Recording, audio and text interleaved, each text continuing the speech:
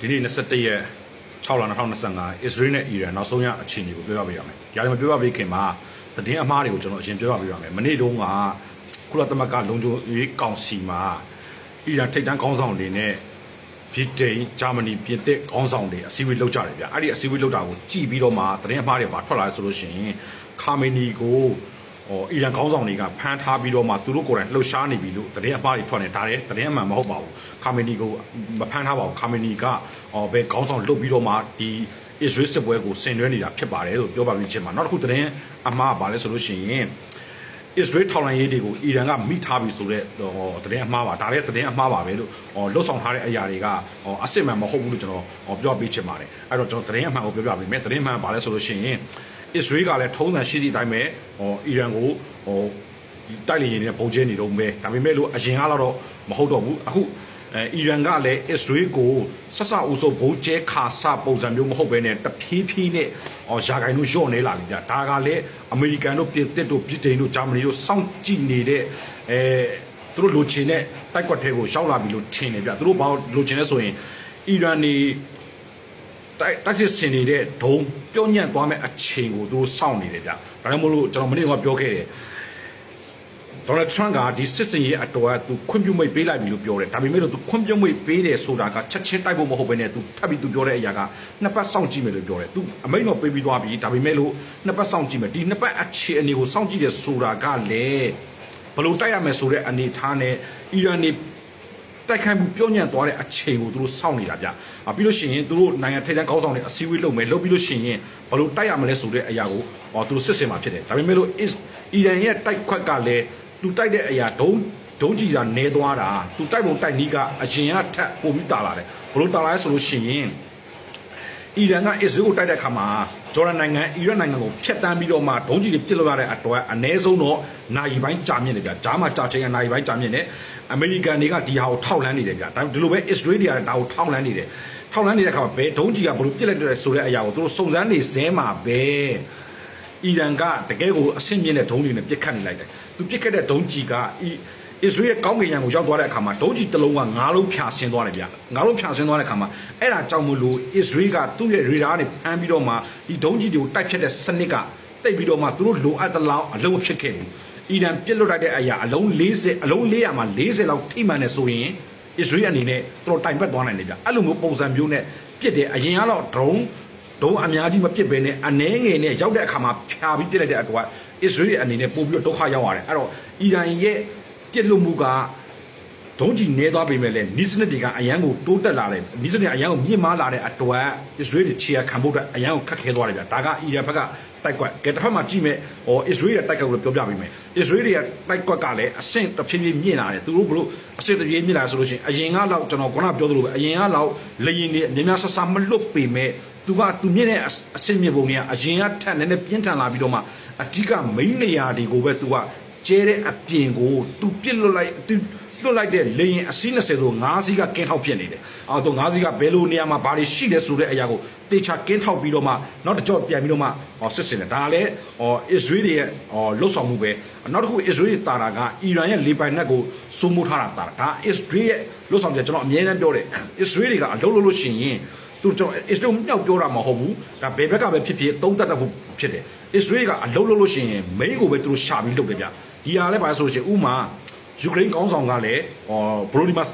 ဇာလန်စကီကလည်းအစ္စရေးပဲသူလည်းအစ္စရေးရဲ့တိုက်ကွက်ပုံစံမျိုးပဲဘာလို့လုပ်ခဲ့လဲဆိုလို့ရှိရင်ပြီးခဲ့တဲ့လတော့အားလုံးပဲသိကြပါပါရုရှားရဲ့အဓိကသူတို့လာတိုက်ခိုက်နေတဲ့ရုရှားရဲ့လေတက်စခန်းကိုဝင်ပြီးတော့မှလေရင်အစီး40ကျော်ကိုလာပြီးကျဲသွားတွေ့လားဒါကလည်းဘရိုဒီမတ်ဇာလန်စကီကလည်းအစ္စရေးဖြစ်တဲ့အတွက်အစ္စရေးရဲ့အုံနောက်ပုံစံကိုလုပ်ခဲ့တယ်ကဲ1950ခုတုန်းကအီဂျစ်ကိုတိုက်တော့လည်းအဲ့လိုပဲအီဂျစ်လေရင်တွေရနာထားတဲ့နေရာကိုတွားပြီးတော့မှဘုံကျတဲ့အခါမှာအီဂျစ်တွေကလေရင်နဲ့တိုက်ခိုက်နိုင်ဆိုတာမရှိတော့ဘူးအခုလေအစ္စရေးကအရင်ဆုံးစတိုက်တဲ့အချိန်မှာကြည့်လိုက်အီရန်ရဲ့လေတက်ဌာနချုပ်စခန်းတွေအီရန်လေရင်တွေအီရန်လေရင်ပြင်းလန်းတွေကိုသူကပြစ်လိုက်တဲ့အတွက်လေဝေးဟင်ကိုသူတို့စိုးမိုးထားတဲ့အတွက်သူတို့ကအားသာချက်ဖြစ်တယ်ဒါကကျွန်တော်ဒီစစ်ဖြစ်နေတဲ့အရာကိုသုံးသပ်ရဖြစ်တယ်ကဲဟုတ်ပြီဆက်လက်ပြီးဖြစ်လာမဲ့သူပါလာမဲ့အင်အားတွေကိုကျွန်တော်ပြောပြပေးမယ် အီရန်ဘက်ကဘယ်သူမှမပါဘူးဆိုရှင်အီရန်ဘက်ကတော့မချောင်ဘူးဗျာဒါပေမဲ့အီရန်ခေါင်းဆောင်ခါမီနီကတော့တိုက်တွန်းတယ်သူဘက်ကပါလာဖို့အတွက်ဥပမာအီဂျစ်တို့အီရတ်တို့လက်ဘနွန်တို့ကိုပါလာဖို့အတွက်သူကတိုက်တွန်းတယ်ဒါကလည်းဖြစ်နိုင်ချေရကန်တို့နေတယ်ဘာဖြစ်လို့ဆိုလို့ရှိရင်အီဂျစ်ဘက်ကစစ်ရိတ်တအောင်ပြတဲ့အရာတစ်ခုမှမတွေ့ရဘူးဖြစ်တဲ့အတွက်အီရတ်တို့ဘာလို့ဆိုတော့လဲအားကိုးလို့သိမရဘူးဗျာဒါကြောင့်တစ်ဖက်သက်ဆောင်းနေပြောတာမဟုတ်အားလုံးလည်းသိပြီးသားဖြစ်တဲ့အရာဖြစ်တယ်ကျွန်တော်လိုချင်တာဘာလိုချင်လဲဆိုလို့ရှိရင်အီရန်ဘက်ကတူရကီပါလာမယ်ဆိုရင်ဒီစစ်အခြေအနေကပြောင်းလဲသွားနိုင်တယ်ကြီးကြီးမားမားကိုပြောင်းလဲသွားနိုင်တယ်ဒါပေမဲ့တူရကီကလည်းပါလာဖို့ရာခိုင်နှုန်းတော်တော်ကိုနည်းတယ်လို့သိရတယ်ဘာဖြစ်လို့ဆိုတူရကီကနေတိုးအဖွဲ့ဝင်ဖြစ်တဲ့အတွက်ရာခိုင်နှုန်းနည်းတယ်ဗျစစ်ထဲကိုဝင်လာဖို့လည်းနည်းဒါဝင်လာပြီဆိုလို့ရှိရင်လည်းမချောင်တော့ဘူးဗျအဲ့တော့တူရကီကပါလာဖို့အခြေအနေရှိလားမရှိလားဆိုတစ်ချက်စောင့်ကြည့်ရမယ်နောက်တစ်ချက်ဘာလဲဆိုလို့ရှိရင်ရုရှားတို့တရုတ်တို့ဆိုတာအားကိုးလို့မရလို့ကျွန်တော်ပြောခဲ့ပြီးသွားပြီဘာလို့အားကိုးလို့မရဘူးလဲဆိုရင်ဒီနေရာမှာပြောမယ်ဆိုရင်ဘာသာရေးကိုပြောရလိမ့်မယ်ဗျဘာသာရေးကိုပြောကျွန်တော်စိတ်မဆိုးပါတယ်ဘာဖြစ်လို့ဆိုလို့ရှိရင်ရုရှားကောင်းဆောင်ဘလို့ဒီမှာ sorry ရုရှားကောင်းဆောင်ပူတင်ကသူကိုးကွယ်တဲ့ဘာသာကခရစ်ယာန်ဘာသာဖြစ်တယ်သူ့ရဲ့နိုင်ငံကကွန်မြူနစ်နိုင်ငံဖြစ်ပေမဲ့ပူတင်ကသူအမြဲတမ်းပြောတဲ့စကားတစ်ခုကျွန်တော်ကြားဘူးတယ်သူဘာလို့သူသွားလေရမှာသူတမန်ကျန်းသာကိုကင်တယ်တမန်ကျန်းသာကိုလည်းသူဖတ်တယ်လို့သူပြောတယ်ဒီဟာကိုကြည့်ချင်းအားဖြင့်ဆက်ပြီးတော့သူကလည်းခရစ်ယာန်ဘာသာဝင်ဖြစ်တဲ့အတွက်သူကအစ္စရေးကိုတိုက်ဖို့အတွက်သူဝင်ပါမှာမဟုတ်ဘူးဘာလို့လဲဆိုခရစ်ယာန်တွေကအစ္စရေးကိုကာကွယ်ရမယ်ဆိုပြီးသူတို့တမန်ကျန်းစာထဲမှာပါထားတယ်ဗျအခုအမေရိကန်ပြင်သစ်ဗြိတိန်ဂျာမနီတွေကအစ္စရေးကိုကာကွယ်တာအရှေ့အလယ်ပိုင်းမှာအစ္စရေးကိုသူတို့အားကိုးတာပါသလိုအားကိုးတယ်ဆိုတာတမျိုးပေါ့ဗျအရှေ့အလယ်ပိုင်းဒေသကြီးကိုသူတို့ပိုင်ကိုယ်တိုင်တိုက်ခိုက်ကြမလို့အစ္စရေးကိုလက်တက်မွေးထားဒီလိုပြောတာမှန်ပေမဲ့လေအစ္စရေးကိုကာကွယ်ရမယ်ဆိုတဲ့အရာခရစ်ယာန်တမန်ကျမ်းစာမှာပါထားတဲ့အတွက်သူတို့ကကာကွယ်တယ်ကဲဟုတ်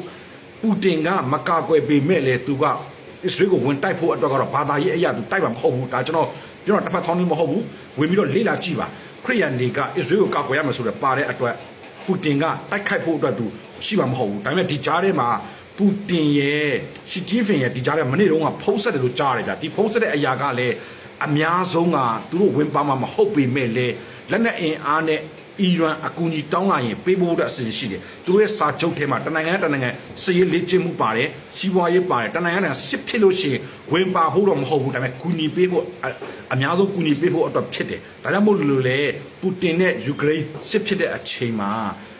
အီရန်ကလည်းလက်နက်အင်အားနဲ့ကူညီပေးတယ်တရုတ်ကလည်းလက်နက်အင်အားနဲ့ကူညီပေးတယ်ဒါပေမဲ့ကိုယ်တိုင်ကိုကြပါဝင်တာမတွေ့ရဘူးအဲ့တော့ကိုယ်တိုင်ကိုကြမပါဝင်တဲ့အတွက်အီရန်အတွက်တော့မချောင်ဘူးဒါကျွန်တော်တစ်ဖက်ဆောင်းလေးပြောတာမဟုတ်ဘူးเนาะအီရန်အတွက်တော့မချောင်ဘူးကဲတစ်ဖက်မှာကြည့်မယ်ဆိုလို့ရှိရင်အမေရိကန်ရဲ့တိုက်လေယာဉ်တွေက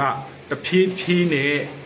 ပါရှန်ပင်လေကွေ့ထဲကိုရောက်လာပြီးအဲ့ထဲမှာဘာလဲဆိုရင် B2 လေယာဉ်တွေပါလာဒီ B2 လေယာဉ်တွေပါလာတဲ့အတွက်အရင်စိုးရင်ရတယ်တချို့ကပြောကြတယ်ဗျကျွန်တော်ပြောရမှာတစ်ချက်ပြောရမယ် B2 လေယာဉ်တွေပါလာတယ်ဆိုတာဒါစစ်ရေးဟန်ရေးပြဖြစ်တယ်ဗျဒါစစ်အင်အားနဲ့ချင်းချောင်းတဲ့ပုံစံဖြစ်တယ်ဗျ F35 တွေပါလာတယ်ဆိုတာကလည်းဒါကတော့ဟုတ်မယ်ဒါတော့ဘာလို့ဆိုလို့ရှိရင်ဒါက F35 တွေကအစ္စရေးမှာလည်းရှိပြီးသားမှန်ပြီမဲ့စစ်အင်အားဖြည့်တာ B2 တွေက